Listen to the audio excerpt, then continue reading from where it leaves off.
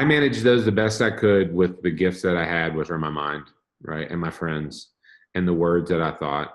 And it keeps coming back to the power of words and thoughts.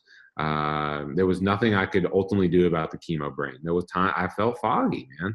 Like I just kind of did, and I really had heard chemo brain. I never understood it until I had it, and it was kind of like forgetting things a little bit and being a little sluggish. The most, as you were asking me the question, I thought, be honest with yourself, be kind to yourself.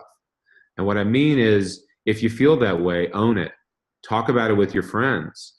And I think the more that we own that stuff, the less it's going to be a negative impact on our life. Because, yeah, we can feel it, but we take away the guilt, we take away that anxiety, the depression surrounding it, and say, no, this is how my body feels. This is what I'm doing.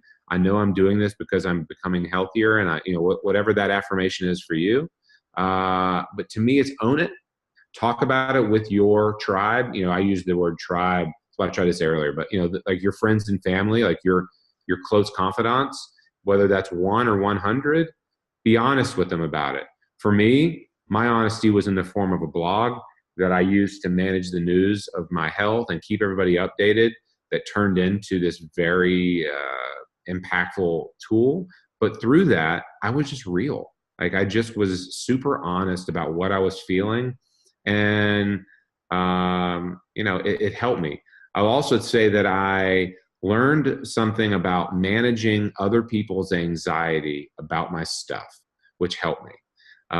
Because if you walk into my house and you're anxious about what I'm experiencing, I'm going to feel that anxiety immediately. So the more I can do to manage your anxiety about my stuff, the better I'm going to feel, right? Selfishly, it's going to help me deal with my stuff better.